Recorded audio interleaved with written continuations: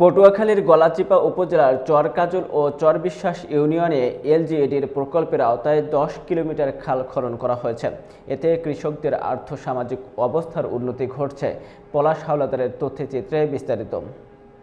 2023-24 অর্থ বছরে বাস্তবায়িত এই প্রকল্পের মাধ্যমে চর কপালবেড়া, ছোট শিবা ও চর আগস্তি এলাকায় 3টি খাল খনন করা হয়। খালগুলোর নাব্যতা কমে যাওয়ায় বর্ষায় জলাবদ্ধতা সৃষ্টি হতো, ফলে ধান ও বীজ নষ্ট হয়ে কৃষকরা ক্ষতির মুখে পড়তেন। শুষ্ক মৌসুমে পানি সংকটের কারণে তরমুজ, শাকসবজি ও অন্যান্য অর্থকরী ফসল উৎপাদনে ব্যাঘাত ঘটত।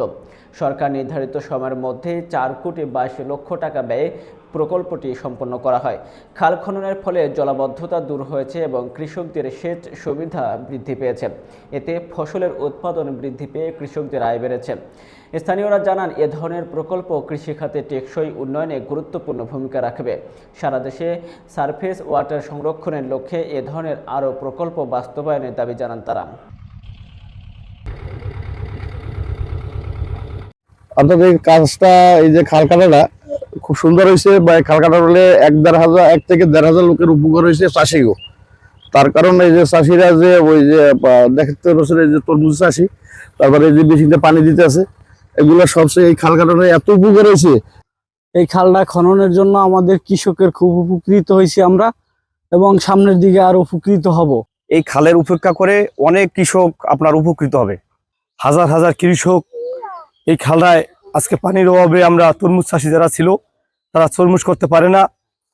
চরবিশ্বাসে প্রায় 10 কিলোমিটারের মতো খাল খনন হয়েছে, যেটা হচ্ছে আমাদের অনেক আশা জুগিয়েছে। আমাদের যেটা হচ্ছে আগে অনেক সমস্যা হতো তাদের সেচের, এখন এটা সহজ হয়ে গেল। আমরা আশা করছি এর ফলে আগে সেখানে যে আপনার 2 ফসলি ফসল হতো, এইটা এখন বর্তমানে 3 ফসলি হবে।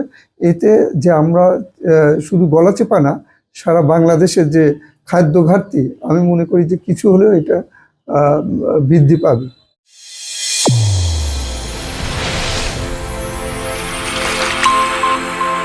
চ্যানেল A1 হৃদয়ের স্পন্দন।